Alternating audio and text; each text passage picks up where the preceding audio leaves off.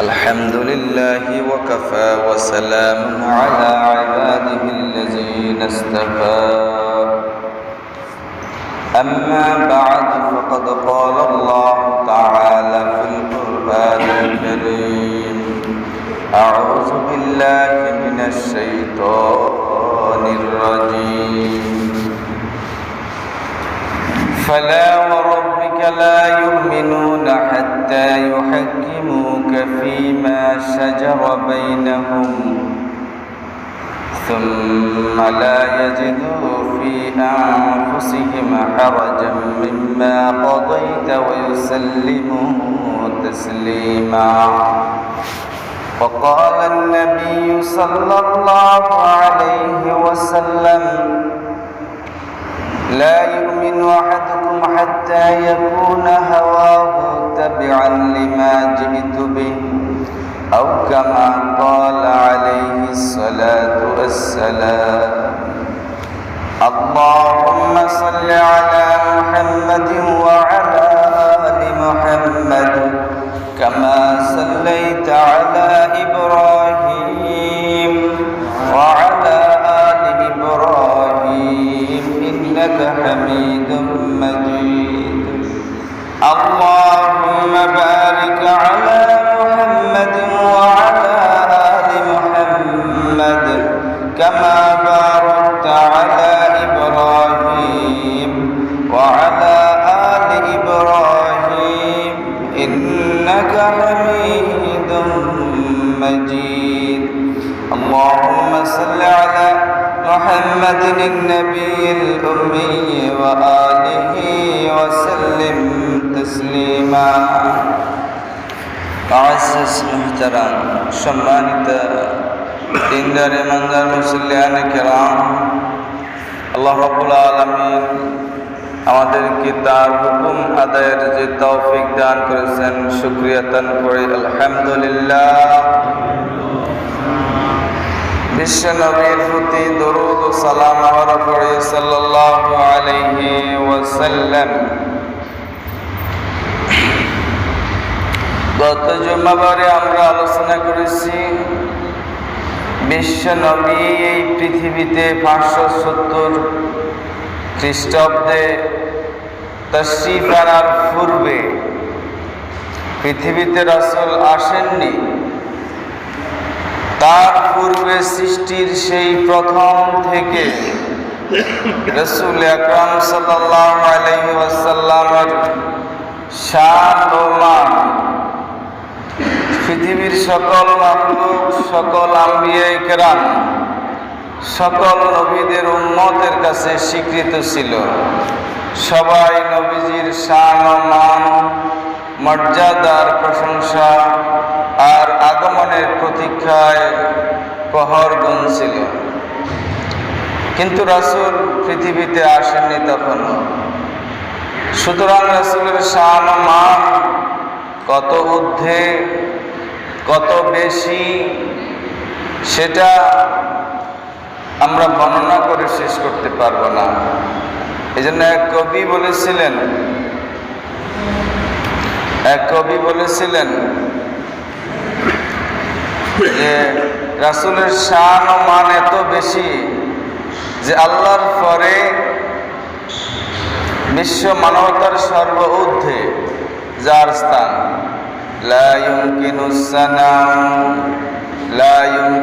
সানাউ কামা কানা ইয়ামবাগি লা ইউমকিনুস সানাউ কামা কানা হাক্কুহু বা'দা খুদা তুই কিসসা বুজুর্গ কিসসা মুখতাসার বা'দা খুদা বুজুর্গ তুই কিসসা মুখতাসার লা ইউমকিনুস সানা। রাসূলের প্রশংসা করা সম্ভব না। কামা কানা হক্কু, যেমন কি দরকার। রাসূলের শান ও মান যত বেশি আমি আপনি যতটা বর্ণনা করে শেষ করতে পারবো না। রাসূলের যে হক সেটা হয়তো আমরা পুরোপুরি আদায় করতে পারবো না। বা'দা খুদা তো ই বুজুর্গ কিসসা মুখতাসার, আল্লাহর পরে তিনি হলেন বুজুর্গ, সবচেয়ে সম্মানিত। এটাই সংক্ষিপ্ত কথা, কিসসা মুখতাসার। সংক্ষিপ্তভাবে। সম্মানিত মুসল্লিয়ানে কেরাম, এই পৃথিবীতে আসার পূর্বেও সকল নবীর উম্মতেরা রাসূলের আগমনী বার্তা প্রসার করতেন। রাসূল আসারও কিছুদিন আগে মক্কার মদিনার রাসূল এজহার হওয়ার কিছুদিন পূর্বে মদিনার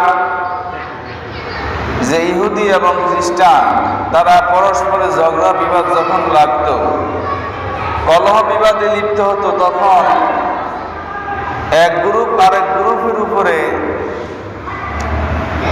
এই কথা বলে আনন্দবোধ করত, বিজয়ের আকাঙ্ক্ষা পোষণ করত যে আল্লাহর সেই প্রতীক্ষিত নবী আসতেছে আমাদের কাছে, আমরা তাকে সহকারে তোমাদের বিরুদ্ধে জেহাদ করে যুদ্ধ করে তোমাদেরকে পরাজিত করব। এমনিভাবে তারা জানত। কোরআন হাকিমে আল্লাহ রাব্বুল আলামিন বলেছেন, তারা অর্থাৎ ইহুদি খ্রিস্টানরা তাদের ছেলে সন্তান মা বাবাকে যেমনিভাবে জানে চিনে, তাদের সন্তানদেরকে যেভাবে চিনে জানে, মানে এত পরিচিত, ভুল নাই, আল্লাহ রাসূল সম্পর্কে তাদের জানাশোনাটা তার চেয়েও বেশি ছিল। এরকম ছিল, অর্থাৎ রাসূল আসবে প্রত্যাশিত, এটা সকলের কাছে স্পষ্ট এবং পরিচিত, নিঃসন্দেহে প্রমাণিত তাদের কাছে ছিল। কিন্তু তারা ভেবেছিল যে বনি ইসরাইল অর্থাৎ ইব্রাহিম আলাইহিস সালামের যে সন্তান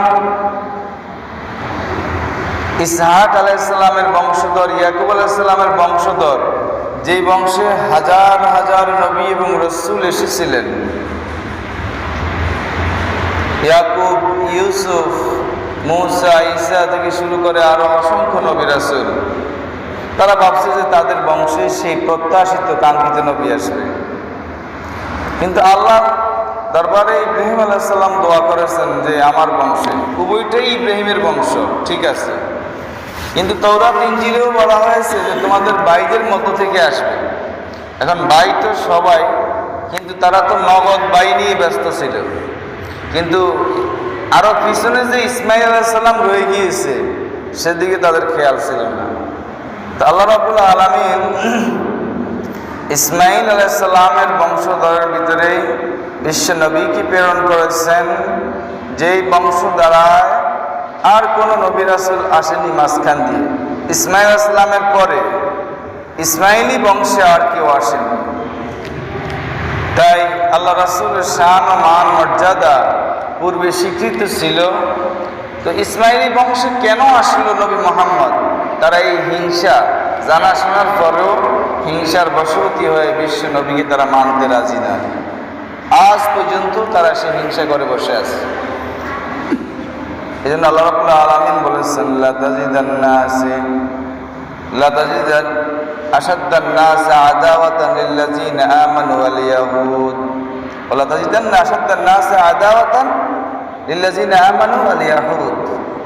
যে ঈমানদারদের, সত্যিকার মুমিন মুসলিমদের সবচেয়ে কঠিন শত্রু হলো ইহুদিরা।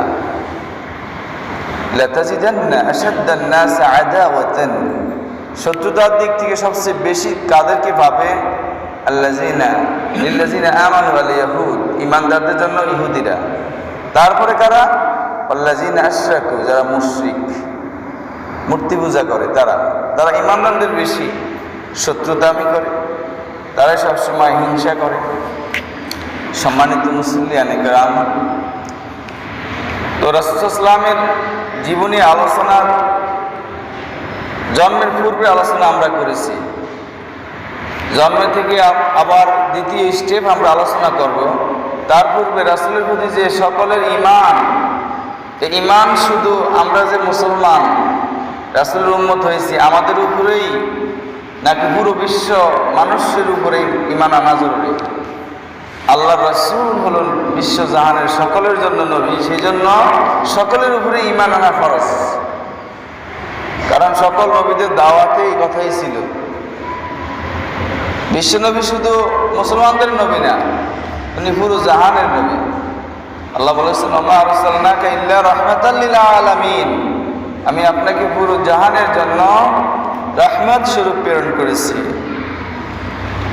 শুধু তাই না, আল্লাহ রাব্বুল আলামিন বলেছেন, হে নবী আপনি বলে দিন, ও মানবতা, ও মানব মণ্ডলী, ইন্নী রাসূলুল্লাহ ইলাইকুম জামিয়া, বলি ইয়া আইয়ুহান নাস, হে নবী আপনি ঘোষণা করে দিন, হে মানুষেরা। শুধু মুসলমান না, এখানে মানুষ বলতে যা বোঝায়, আফ্রিকা থেকে শুরু করে একবারে উত্তর আমেরিকা, জাপান, নরওয়ে থেকে শুরু করে একবারে মরক্কো, পুরো পৃথিবীর সকল মানুষই এই আহ্বানের অন্তর্ভুক্ত। ইয়া আইয়ুহান নাস ইন্নী রাসূলুল্লাহ ইলাইকুম জামিয়া, নিশ্চয় আমি তোমাদের কাছে, তোমাদের সকলের কাছে, জামিয়া একদম বলছেন মানুষেরা, তারপর বলেছেন জামিয়া সকল মানুষ। ইন্নী রাসূলুল্লাহ ইলাইকুম জামিয়া, আমি তোমাদের সকলের নিকটে রাসূল হিসেবে এসেছি। সুতরাং বিশ্ব নবী সকলের জন্যই, সকলের ফরজ হলো, দায়িত্ব হলো তার প্রতি ঈমান আনয়ন করা। তো আমরা মুসলমান, আমরা তো ঈমানের দাবি করি, কিন্তু আমাদের ঈমানটা কেমন হওয়া দরকার এটা আসলে আমরা অনেকে জানি না। আল ঈমানু বিন নবুওয়াতি ওয়ার রিসালা, আল্লাহ রাসূলের নবুয়তে এবং রিসালাতে বিশ্বাস স্থাপন করার কতগুলো দিক রয়েছে। তার মধ্যে হলো এই বিশ্বাস স্থাপন করা যে আল্লাহ রাব্বুল আলামিন বিশ্ব নবীকে এই নবুয়ত এবং রিসালাতের সর্বশ্রেষ্ঠ মর্যাদা প্রদান করেছেন। পৃথিবীর কোনো মানুষ তাকে ইলেকশন করেনি। কারণ হলো বর্তমান জামানায় অনেক ধরনের নাস্তিক বেরিয়েছে, বিধর্মীরা বেরিয়েছে, যারা রাসূলের শান ও মান নিয়ে কটাক্ষ করে ব্যঙ্গাত্মক প্রচারণা চালায়। সেজন্য এই বিষয়গুলো ক্লিয়ার হতে হবে। তারা প্রচারণা চালায় যে আল্লাহর নবী অনেকগুলো বিয়ে করেছেন, তিনি নারী লোভী ছিলেন, নাউজুবিল্লাহি মিন জালিক। কিন্তু জানা দরকার, সাধারণ বাহ্যিক দৃষ্টিতে তো অনেকে মনে করবে, কিন্তু যদি বিষয়টা সঠিকভাবে উপলব্ধি করে যে আল্লাহ রাসূল 25 বছর বয়সে বিধবা, 40 বছর বয়সে এক বিধবা নারীকে বিয়ে করেছেন, ঠিক কিনা? এবং দীর্ঘদিন ঘর সংসারের পরে 50 বছরের সময় যখন সেই স্ত্রী খাদিজাতুল কুবরা রাদিয়াল্লাহু তাআলা আনহা ইন্তেকাল করেন, তারপরে তিনি অন্যান্য বিয়ে করেছেন। রাসূলেরও বয়স তখন একবারে শেষ দিকে প্রায়। তো বিধবা নারীকে নিয়ে দীর্ঘদিন ঘর সংসার করেছেন। যদি তিনি নারী লোভী হতেন তাহলে কি এগুলো করতেন? তারপরে কথা হলো, পরবর্তীতে যাদেরকে বিয়ে করেছেন, এই বিয়েটার উদ্দেশ্য হলো রাজনৈতিক, ইসলাম প্রচার এবং প্রসারের জন্য। কারণ হলো ইসলাম যখন চতুর্দিকে প্রচার এবং প্রসার হচ্ছিল, বিভিন্ন যুদ্ধে বিভিন্ন কৌম জাতির নেতারা মারা গিয়েছিল, যারা সমাজের সর্দার বাদশাহ ছিল। তাদের স্ত্রীরা যখন বিধবা হয়েছিল, তারা সম্মানিত ছিল, তারা বংশধরা ছিল, মর্যাদা ছিল।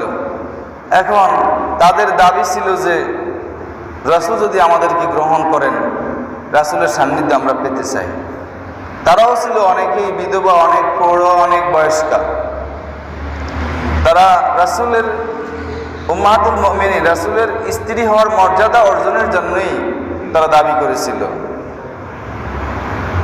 এমনকি বিভিন্ন বিজিত জয় হয়েছিল সে সকল অঞ্চলের যেই সম্রাট, বাদশাহ বা সর্দার, তাদের স্ত্রীদেরকে কোনো সাহাবায়ে কেরাম বিয়ে করতে রাজি হচ্ছিল না। কারণ তাদের যে সম্মান মর্যাদা এত বেশি, সামাজিক মূল্যবোধ তাদের অনেক বেশি, অর্থবিত্ত বৈভব। তো তারা সাহাবায়ে কেরামও চিন্তা করেন যে এদের জন্য আল্লাহ রাসূলেরই প্রয়োজন, কারণ আল্লাহ রাসূলের শান ও মান মর্যাদা সবচেয়ে বেশি। তো অনেকগুলো দৃষ্টিভঙ্গি কাজ করছিল সেখানে। তো আল্লাহ রাব্বুল আলামিন সেই জন্য অনুমতি দিয়েছেন এই অনেকগুলো 11টা 12টা বিয়ে করার জন্য। কিন্তু সেগুলি সব শেষ বয়সে 50-এর পরে 63 বছর বয়সে আল্লাহ রাসূল ইন্তেকাল করেন। তো এই বিষয়গুলো নাস্তিক মুরতাদরা ব্যঙ্গাত্মকভাবে প্রচার করে। সম্প্রতি আপনারা লক্ষ্য করেছেন ফ্রান্স তাদের বিভিন্ন সংস্থা দ্বারা এগুলি প্রচার প্রসার করে, সর্বশেষ রাষ্ট্রীয়ভাবে পৃষ্ঠপোষকতা করে তারা রাসূলের নামে ব্যঙ্গাত্মক ছবি কার্টুন বানিয়ে প্রচার করছিল। তো যেই কথা আমি বলতে চাচ্ছিলাম যে বিশ্বের সকলের জন্যই রাসূলের প্রতি সম্মান করা, মর্যাদা করা ফরজ, ঈমান আনাও ফরজ। আর আমরা যারা মুমিন, আমাদের মনের জন্য কোনো কনফিউশন সৃষ্টি না হয়, সন্দেহ সৃষ্টি না হয়, এই জন্য আমাদেরকে রাসূলের প্রতি ঈমানের বিষয়ে একবারে ক্লিয়ার হতে হবে, স্বচ্ছ ধারণা থাকতে হবে, পরিষ্কার বিশ্বাস থাকতে হবে, সুদৃঢ় বিশ্বাস থাকতে হবে। সেজন্য প্রথমেই বলছি যে আল্লাহ রাসূলের প্রতি ঈমানের একটি অংশ হলো যে আল্লাহ রাব্বুল আলামিন তাকে এই শ্রেষ্ঠত্বের মর্যাদায় অভিষিক্ত করেছেন, সর্বশ্রেষ্ঠ নবুয়ত এবং রিসালাতের মর্যাদা দিয়েছেন। পৃথিবীর কোনো মানুষ তাকে নেতা বানায়নি। হয়তো কেউ প্রশ্ন করতে পারে যে তিনি আরব জাতির মাঝে এসে আরবদের নেতা, তিনি আরব সম্প্রদায়ের তিনি নবী ছিলেন, নেতা ছিলেন, বা আরবের লোকেরা তাকে নেতা বানিয়েছে। অথবা এই প্রশ্ন করতে পারে যে তিনি যুদ্ধ বিগ্রহ করে তিনি কমান্ডার, নেতা সেজেছেন। এই জন্য এখানে ক্লিয়ার হতে হবে যে তার নবুয়ত এবং রিসালাতের এই মর্যাদা, এই যে সম্মান, এটা আল্লাহ প্রদত্ত, আল্লাহ সিলেকশন করেছেন। কোনো ডেমোক্রেসি, কোনো গণতান্ত্রিক প্রক্রিয়ায় কোনো নবী রাসূল হয়নি। পৃথিবীর কোনো মানুষ নবী রাসূল বানাতে পারেনি। স্বয়ং আল্লাহ রাব্বুল আলামিন এই মর্যাদা যাকে প্রদান করেন তিনি নবী রাসূল হয়ে থাকেন। আমাদেরকে এই বিষয়টা ক্লিয়ার হতে হবে। বিশ্ব নবীর প্রতি আমাদের দ্বিতীয় যে বিশ্বাসের স্তম্ভ, তাহলে যে বিশ্ব নবীর রিসালাত এবং নবুয়ত হলো বিশ্বব্যাপী, ইন্টারন্যাশনালি। তিনি কোনো আঞ্চলিক নবী নন, কোনো দেশ এবং গোত্রের বিশেষ গোত্র জাতির নবী নন। তিনি পুরো জাহানের, পুরো মানবতার জন্য নবী। যা একটু আগে আমি আয়াতে বলেছি, আল্লাহ রাব্বুল আলামিনও বলে দিয়েছেন যে অন্য আয়াতে বলেছেন কাফাতাল লিন্নাসি বাশীরাও ওয়া নাযীরা, যে সমগ্র মানবতার জন্য তিনি হলেন সতর্ককারী এবং সুসংবাদ দানকারী, সমগ্র মানবতার জন্য। তো আমাদের এই বিশ্বাস থাকতে হবে যে আমাদের নবী বিশ্ব নবী, তিনি কোনো মুসলমানদেরও শুধু নবী নন, যত মানুষ আছে সবার জন্যই তিনি নবী। এটা আমাদের ক্লিয়ার থাকতে হবে। কারণ অনেক দুর্বল চিত্তের ইমানদার মনে করতে পারেন যে তিনি শুধু আমাদের জন্য এসেছেন, আমাদের জন্য তার দাওয়াতি মিশন, আমাদের জন্যই তার নবুয়ত এবং রিসালাত নির্দিষ্ট না, পুরো মানবতার জন্য। কারণ হলো আর পূর্ববর্তী যত নবী রাসূল এসেছেন, ঈসা, মূসা, ইউসুফ, ইয়াকুব, অন্যান্য নবীরা তাদের সম্প্রদায়ের জন্য, বিশেষ সম্প্রদায়, তাদের জন্য নবী হিসেবে এসেছেন। তারা আঞ্চলিক নবী ছিলেন, এলাকাভিত্তিক নবী ছিলেন। দেখা গিয়েছে বনি ইসরায়েলে একই সময়ে কয়েকজন নবী বিদ্যমান ছিলেন। হযরত ইব্রাহিম আলাইহিস সালাম, হযরত লূত আলাইহিস সালাম, হযরত মূসা, শুআয়ব আলাইহিস সালাম, এরা একই সময়ে সমসাময়িক আঞ্চলভিত্তিক নবী ছিলেন। কিন্তু আমাদের নবী হলেন আল আলামিয়্যা, নবুওয়াতুহু আলামিয়াতুন, তার নবুয়ত এবং রিসালাত হলো বিশ্বব্যাপী সকল মানবতার জন্য। এটা আমাদের ক্লিয়ার থাকতে হবে। তৃতীয়ত আমাদের বিশ্বাস করতে হবে খাতমুন নবুওয়া। এই বিশ্বাস করতে হবে যে আল্লাহ রাব্বুল আলামিন নবুয়ত এবং রিসালাতের পরিসমাপ্তি ঘটিয়েছেন বিশ্বনবী মুহাম্মদুর রাসূলুল্লাহ সাল্লাল্লাহু আলাইহি ওয়াসাল্লামের মাধ্যমে। এটা আমাদের ক্লিয়ার থাকতে হবে যে তারপরে আর কোনো নবী আসবে না।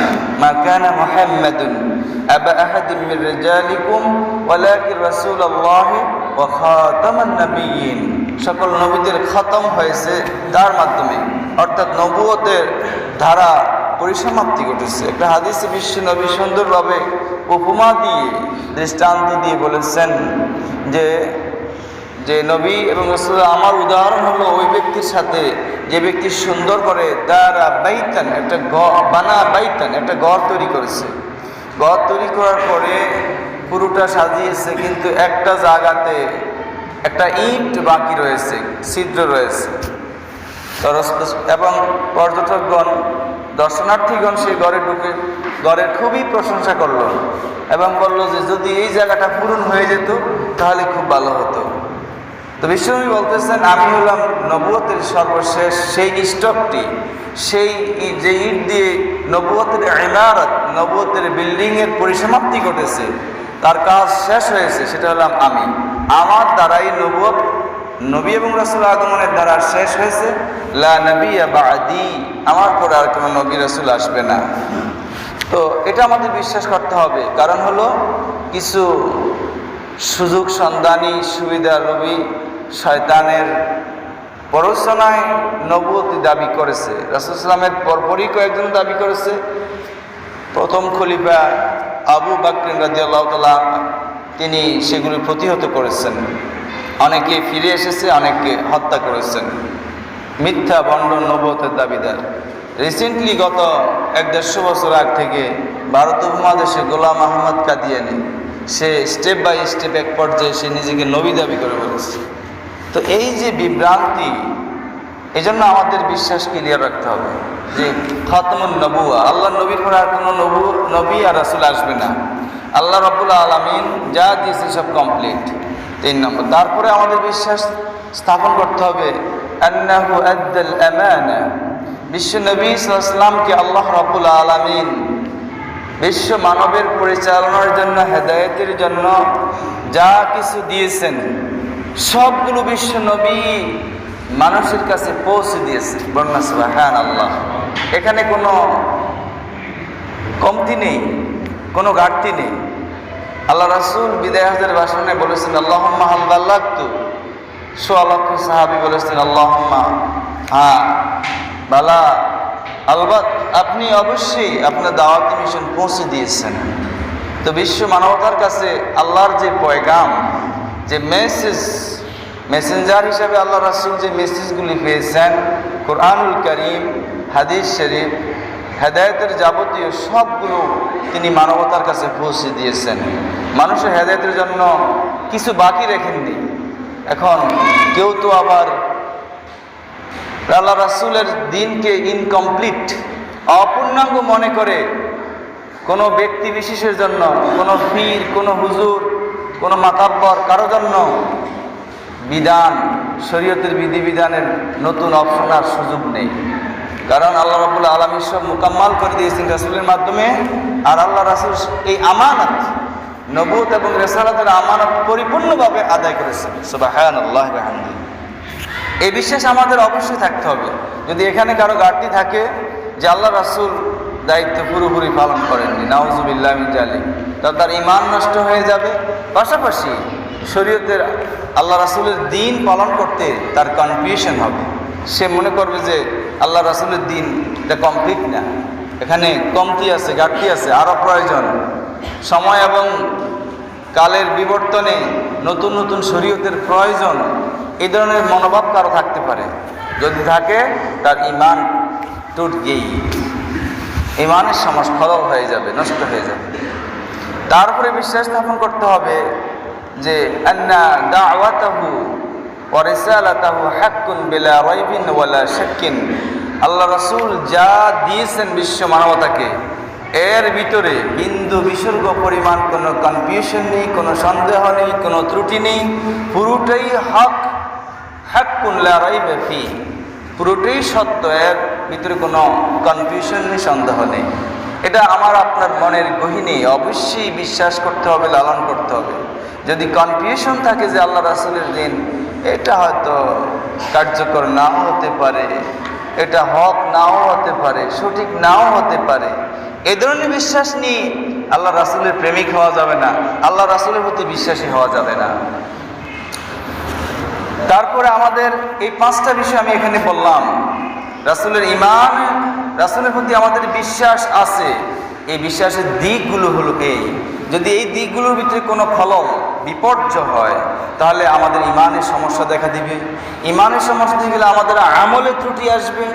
আমলে ত্রুটি আসলে আল্লাহ রাসূলের প্রতি ঈমান না থাকার কারণে পরকালের সেই কঠিন মুসিবতের সময় আল্লাহ রাসূলের শাফাতের আশা করিও করা যাবে না। হাউজে কাউসারের কাছে গিয়েও আমরা স্থান পাবো না যদি আমাদের এগুলো ত্রুটি থাকে। আমাদের দৈনন্দিন জীবনের সকল কাজ আল্লাহ রসুলের রঙে রঙিন করতে হবে, আল্লাহ রসুলের বিধানকে মেনে নিতে হবে। আজ রাসূলের অপমানে বিশ্ব মুসলিম একাট্টা, দেশে বিদেশে প্রবাসে মুসলমানরা আলহামদুলিল্লাহ রাসূলের অপমান বরদাস্ত না করে বিক্ষোভে ক্ষোভে ফেটে পড়ছে, পথে ঘাটে রাজপথে আন্দোলন মিছিল করছে, আলহামদুলিল্লাহ ভালো। কিন্তু পরিতাপের বিষয়, যারা আমরা আন্দোলন করছি তাদের মাঝেই ওই যে বাতির নিচে অন্ধকার যেটাকে প্রবাদে বলে, সেখানে রাসূলের বিভিন্ন বিধিবিধান লঙ্ঘনে আদেশ অনুরোধে কোনো ব্যক্তির শাস্তি হচ্ছে, কিন্তু আমরা জানিয়াও জানি না, দেখিয়াও দেখি না। এক ভদ্রলোক স্বাস্থ্য মন্ত্রণালয় মানে স্বাস্থ্য ইনস্টিটিউটে মনে হয় তিনি ধার্মিক, অনেকটা দাঁড়িয়ে দেখলাম ভালো। তিনি তার অধীনস্থদেরকে আদেশ করেছেন যারা মুসলিম, যে তোমরা নবী মুহাম্মদকে ফলো করো, ঢাকনুর উপরে পুরুষরা কাপড় পরো, ঢাকনুর উপরে পুরুষরা কাপড় পরো আর মেয়েরা হেজাব পরো, তোমরা ঢাকনুর নিচে শরীর ঢেকে আসো। উনি একজন প্রধান একটা ইনস্টিটিউটের গভর্নমেন্ট প্রতিষ্ঠানের স্বাস্থ্য ডিপার্টমেন্টের, তিনি অধীনস্থদেরকে এই অনুরোধ বা আদেশ করেছেন।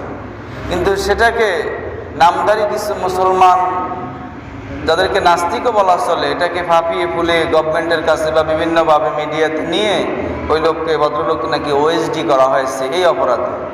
তো ওই লোক তো অপরাধটা কি করেছে? অপরাধটা তো তার আদেশ না।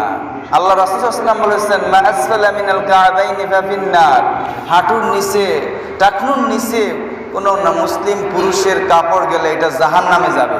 এটা কে বলেছেন? বিশ্বনবী সাল্লাল্লাহু আলাইহি ওয়াসাল্লাম বলেছেন। আর মেয়েদেরকে শালীনভাবে হিজাব পরা, ডেকে ডুকে শালীনভাবে চলা, সেটাও আল্লাহর নির্দেশ, রাসূলের নির্দেশ। তিনি সেটার পুনরাবৃত্তি করেছেন। তিনি তার ধর্মীয় বলেন আর নৈতিক বলেন দায়িত্বর খাতিরে সেটা বলেছেন, কিন্তু তার শায়েস্তা হচ্ছে।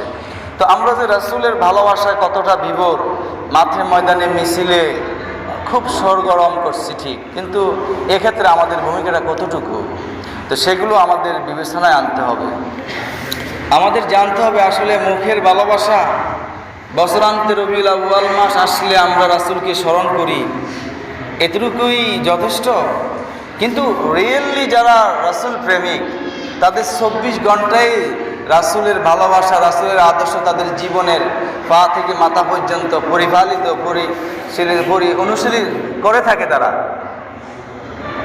সুতরাং নতুন করে আর তার জন্য, রাসূলের জন্য নতুন করে তার প্রয়োজন হয় না। কারণ হলো তার পুরো জীবনটা সে সেটিং করেছে, পুরো জীবনটা সে পালন করেছে রাসূলের আদর্শে। সে আসলে রিয়েলি রাসূলের প্রেমিক, রাসূলকে সেই ভালোবাসে। আর যারা সমসাময়িক রবিউল আউয়াল আসলে আমরা রাসূলকে ভালোবাসি, অথবা বছরে একদিন মাসে একদিন, এটা আসলে সুসময়ের বন্ধু, আসলে রিয়েলি সে বন্ধু না। তো তার জন্য পরকালে কি অপেক্ষা করতেছে আপনাদের এটা বোঝার জন্য বেশি জ্ঞান মেধার প্রয়োজন নয়। আপনারা নিজেরাই অনায়াসে বুঝতে পারছেন যে আসলে ফাঁকিবাজি, সমসাময়িক রাসূলের প্রেম প্রদর্শন করাটা আর রিয়েলি রাসূলের জীবনকে নিজের লাইফস্টাইল হিসেবে গ্রহণ করাটা, সেটার মধ্যে আর সাময়িকের ভিত্তি কত ডিফারেন্স। আল্লাহ রাব্বুল আলামিন কি বলেছেন? কসম করে বলেছেন সূরা আন-নিসার 65 নম্বর আয়াতে, ফালা ওয়া রাব্বিকা লা ইউমিনুনা হাত্তা ইউহাক্কিমুকা ফীমা শাজারা বাইনাহুম।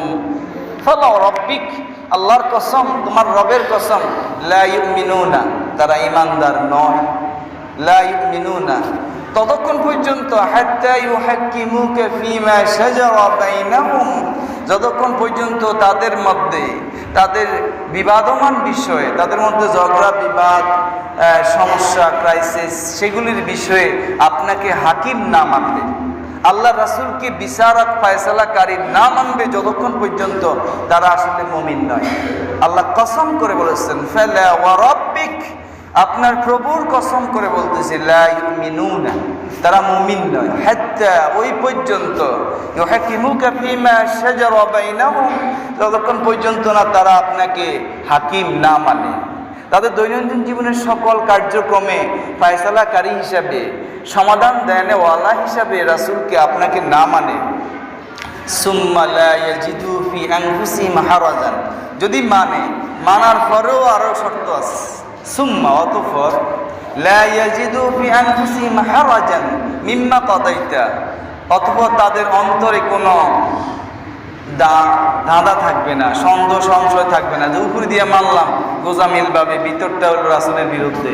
সুম্মা লা ইয়াজিদু ফি আনফুসিহিম, অতঃপর আপনি পাবেন না তাদের অন্তরে কোনো হারাজ, কোনো সন্দেহ ত্রুটি বিচ্যুতি, যে আল্লাহ রাসূল যেটা দিয়েছেন মিম্মা কাদাইতা, আপনি যেটা কাজা করেছেন ফয়সালা করেছেন সেই বিষয়ে, এবং ওয়ুসাল্লিমু তাসলিমা, এবং পুরোপুরি তাদের কাজগুলি আপনার উপরেই ন্যস্ত করবে। সুবহানাল্লাহ। এই একটি আয়াতে কি কথাটা ক্লিয়ার করে দিয়েছে যে আমাদের দৈনন্দিন জীবনের সমস্যাগুলো রাসূলের ফয়সালার আলোকেই সমাধান করতে হবে, অন্যথা আমরা মুমিন নয়। শুধু তাই নয়, ফয়সালা করার পরেও আমার বিপক্ষে যেতে পারে, আপনার পক্ষে, অথবা আপনার বিপক্ষে আমার পক্ষে। এই জন্য আমার মনে কোনো ওই যে কি বলে, মনের ভিতরে কোনো বুট কোনো ধরনের কনফিউশন, সন্দেহ, সংশয়, এগুলো কাজ করা যাবে না। সুম্মা লা ইয়াজিদু ফি আনফুসিহিম হারাজান মিম্মা কাদাইতা, কোনো ক্ষতি যে আমার ক্ষতি হয়ে গেল গিয়ে না, আল্লাহ রাসূল যেটা ফয়সালা করেছেন এর ভিতরে আমাদের কোনো ক্ষতি নেই। আমার সাময়িক ক্ষতি হতে পারে, কিন্তু আমার এই মানের মাধ্যমে, আল্লাহ রাসূলের তরিকা মানার মাধ্যমে আমাদের পরকাল প্রশস্ত হবে। ওয়ুসাল্লিমু তাসলিমা, এবং পুরোপুরিভাবে তারা ন্যস্ত করে আল্লাহ রাসূলের প্রতি সকল কাজ। আরেকটা হাদিস বললে আল্লাহ রাসূল কি বলেছেন, লা ইউমিনু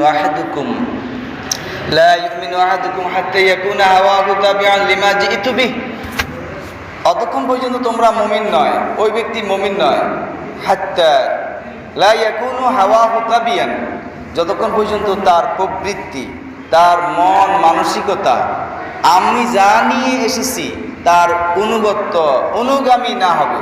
অর্থাৎ আমার মন চাই এটা, কিন্তু আল্লাহ রাসূল বলছেন এটা, এখন আমারটা অগ্রাধিকার পাবে না, আল্লাহ রাসূলেরটা, এই কথাই বলেছেন।